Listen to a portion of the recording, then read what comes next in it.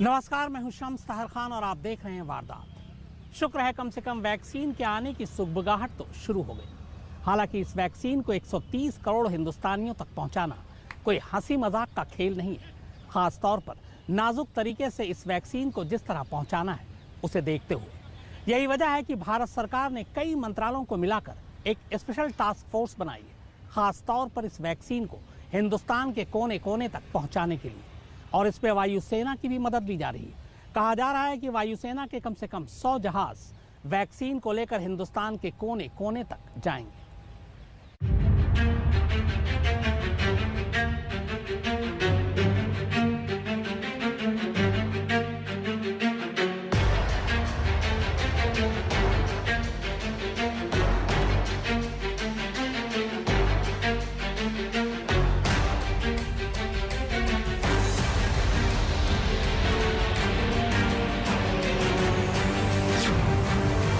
Corona vaccine को लेकर सरकार की बड़ी तैयारी।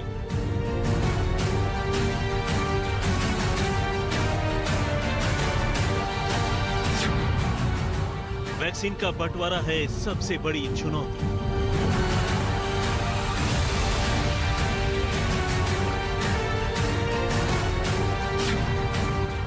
वैक्सीन के बंटवारे में ली जाएगी वायुसेना की मदद।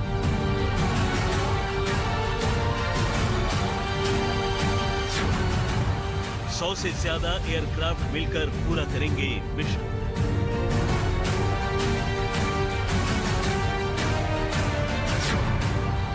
दूर दराज के इलाकों तक हवाई रास्ते से पहुंचेगी वैक्सीन।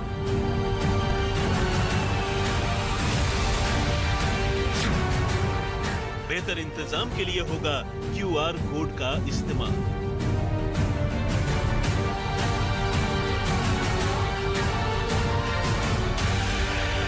करीब 32,87,000 वर्ग किलोमीटर में फैला हमारा देश और देश की करीब 135 करोड़ जनता। वैक्सीन बन भी गई और कामयाब भी हो गई तो तमाम लोगों तक पहुंचाना भी इसे आसान नहीं होगा। देश की कई फार्मा कंपनियां देसी विदेशी लैब के साथ मिलकर कोरोना वैक्सीन तैयार करने की न सिर्फ जुगत कर रही हैं, बल्कि बेहद करीब पहुंच चुकी। और इस बीच सरकार ने कई कंपनियों से करोड़ों वैक्सीन हिंदुस्तान को देने का वादा भी ले लिया।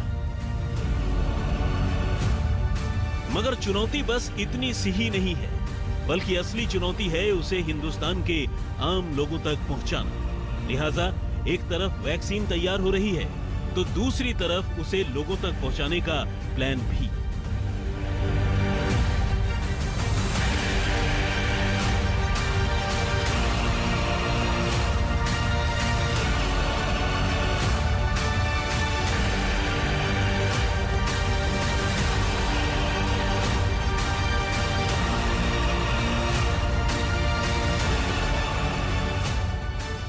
देश में इतने बड़े पैमाने पर वैक्सीन के डिस्ट्रीब्यूशन के लिए भारतीय वायुसेना ने कमर कस ली है।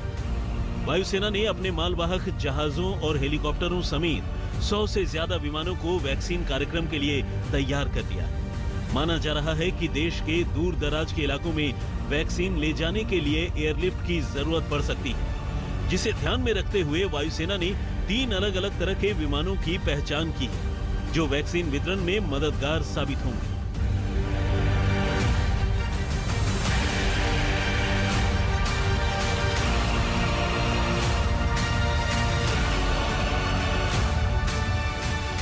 एक रिपोर्ट के मुताबिक फार्मा कंपनियों से वैक्सीन 20,000 कोल्ड चेन स्टोरेज तक पहुंचाने के लिए भारी भरकम जिम्मेदारी C-17 ग्लोबमास्टर, C-130 जे सुपर हरक्यूलिस और IL-76 निभाएंगे। छोटे सेंटर्स के लिए AN-32 और डॉर्नियर्स की भी तैनाती की गई है।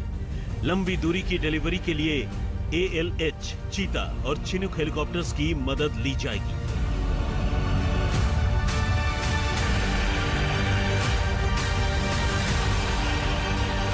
हालांकि सरकार की तरफ से IF या सेना से वैक्सीन के वितरण में सहायता लेने के लिए अब तक कोई आधिकारिक अनुरोध नहीं किया गया, लेकिन वायुसेना के ट्रांसपोर्ट एयरक्राफ्ट का काफिला पूरी तरह से तैयार है किसी भी शॉर्ट नोटिस पर एक्शन के लिए। प्राथमिक तौर पर वैक्सीन की 28,000 यूनिट को कोल्ड स्टोरेज नेटवर्क से ट्रांसपोर्ट करना पड़ सकता है। और सेनाओं को ये सुनिश्चित भी करना होगा कि हर डोज अपनी प्रभावशीलता को गंवाए बिना ही हर इलाके तक पहुंच जाए। इसलिए वैक्सीन्स को स्पेशल बॉक्सेस में ट्रांसपोर्ट किया जाएगा और किसी भी एयरक्राफ्ट को इन्हें ले जाने के लिए उन्हें फिर से रिकॉन्फ़िगर करने की जरूरत नहीं पड़ेगी।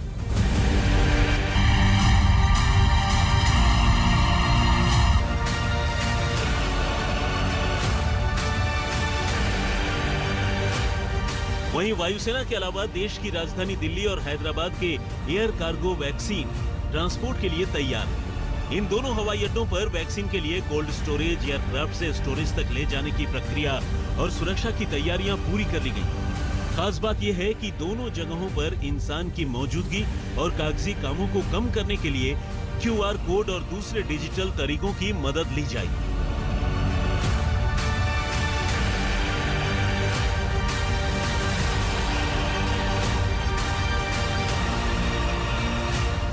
सरकार का शुरुआती प्लान 30 करोड़ लोगों को टीका लगाने का है। इसके लिए एक टास्क फोर्स की घोषणा की गई।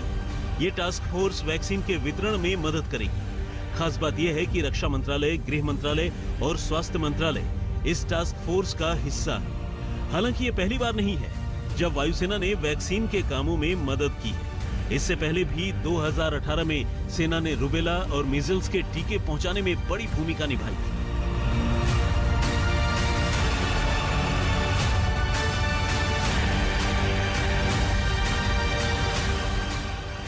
वैक्सीन आने की सही तारीख का तो फिलहाल पता नहीं, लेकिन सरकार के निर्देश पर देश भर में टास्क फोर्स ने तैयारी शुरू कर दी।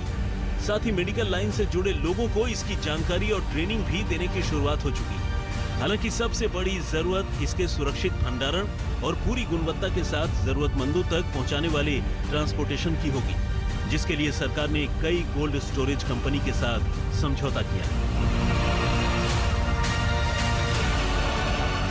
आज तक ब्यूरो।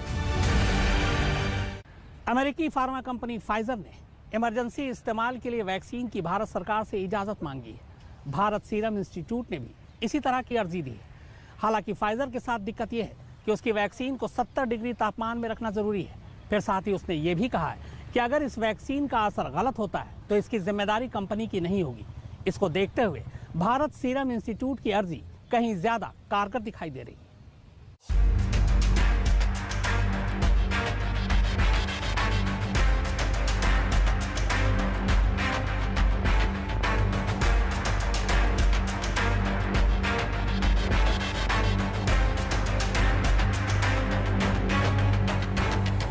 दुनिया में अब तक कोरोना के लिए सबसे कामयाब मानी जा रही वैक्सीन को बनाने वाली कंपनी फाइजर, इसे ब्रिटेन और बहरीन के बाद अब भारत में भी उतारने की तैयारी कर रही है। कंपनी ने इसके लिए भारत सरकार से इजाजत मांगी है। कंपनी की भारतीय इकाई ने DGCI से आपातकालीन हालात में देश में अपनी कोविड-19 वैक्सीन को उतारने की इजाजत मांगी है। इस लिहाज से फाइजर इंडिया कोविड-19 वैक्सीन के लिए DGCI के पास आवेदन दाखिल करने वाली पहली कंपनी बन चुकी है। कंपनी ने देश में बिक्री और वितरण के लिए कोविड-19 वैक्सीन आयात करने की भी इजाजत मांगी है। इसके अलावा कंपनी की तरफ से ट्रायल में भी छूट देने की गुजारिश की गई।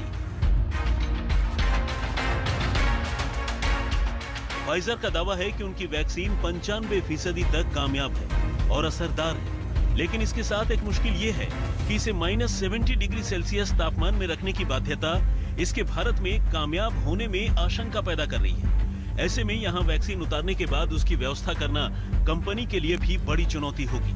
हालांकि उसने इसके साथ भारत सरकार के सामने एक शर्त रखी है। माना जा रहा है कि इस शर्त की वजह से भारत में उसकी वैक्सीन के इस्तेमाल की कोशिश नाकाम हो सकती है।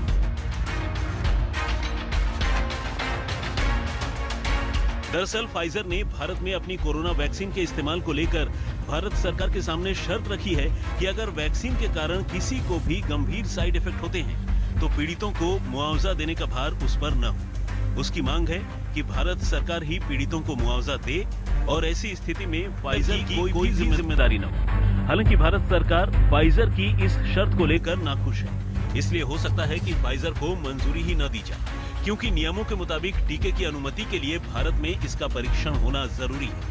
ऐसे में फाइजर कंपनी को तब तक अनुमति नहीं दी जा सकती है जब तक कि वो भारत में इसे लेकर कोई परीक्षण न करे। जबकि रूसी वैक्सीन स्पुतनिक वी भारतीय फार्मास्यूटिकल कंपनी डॉक्टर रेड्डी के साथ मिलकर लगातार वैक्सीन का ट्रायल कर रही है।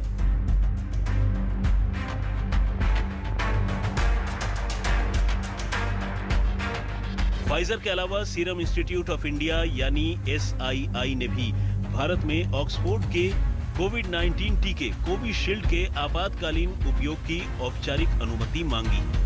ऐसा करने वाली वो पहली स्वदेशी कंपनी है। सूत्रों के मुताबिक SII ने आवेदन का हवाला देते हुए ये बताया है कि क्लिनिकल परीक्षण के 4 डेटा में ये सामने आया है कि कोविशील्ड लक्षण वाले मरीजों और खासकर कोविड-19 के गंभीर मरीजों के मामले में खासी असरदार है। 4 में से 2 परीक्षण डेटा ब्रिटेन से जबकि एक भारत और ब्राजील से जुड़ा हुआ है।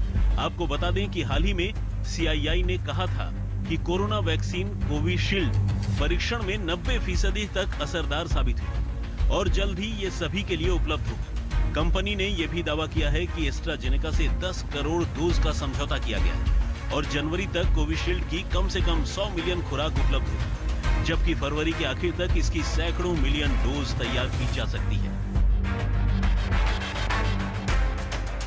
अब सवाल यह है कि आखिर क्या होता है वैक्सीन का emergency approval. Emergency use authorisation यानी EUA वैक्सीन और दवाओं, यहां तक कि डायग्नोस्टिक टेस्ट और मेडिकल डिवाइसेस के लिए भी लिया जाता है। भारत में इसके लिए central drugs standard control organisation यानी CDSCO रेगुलेटरी बॉडी है। वैक्सीन और दवाओं के लिए ऐसा अप्रूवल उनकी सेफ्टी और असर के आकलन के बाद दिया जाता है। इसके लिए क्लिनिकल ट्रायल्स के डेटा को आधार बनाया जाता है। आमतौर पर वैक्सीन को अप्रूवल देने में कई साल लगते हैं। अब तक का सबसे कम अप्रूवल टाइम 4.5 साल था।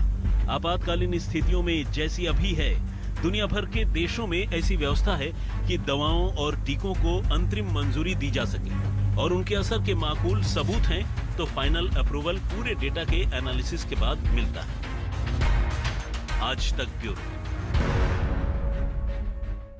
जिस कोरोना वैक्सीन को करोड़ों लोगों तक पहुंचाने की बात हो रही, उसी वैक्सीन के बारे में यह भी कहा जा रहा है कि शायद पूरी आबादी को यह वैक्सीन देने की जरूरत ही नहीं पड़े, क्योंकि वैज्ञानिकों का मानना है कि अगर एक बार कोरोना का चेन टूट गया तो फिर सभी लोगों को वैक्सीन देना जरूरी नहीं है। आइए देखते हैं इसी पर हमारी ये खास रिपोर्ट।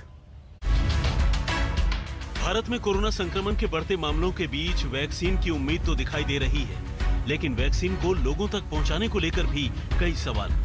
लेकिन इस बीच स्वास्थ्य मंत्रालय ने ये कहकर सबको चौंका दिया है कि भारत में शायद सभी नागरिकों को कोरोना के टीके की जरूरत ही न पड़े। जी हाँ, हाल ही में स्वास्थ्य मंत्रालय के सचिव राजेश भूषण ने एक प्रेस कॉन्फ्रेंस में ये कहकर सबको हैरान कर दिया कि टीकाकरण सीमित जनसंख्या का ही किया जाएगा, सभी का नहीं। दरअसल सरकार को लगता है कि एक बार अगर वायरस की ट्रांसमिशन चेन टूट गई तो उसका प्रसार रुक जाएगा।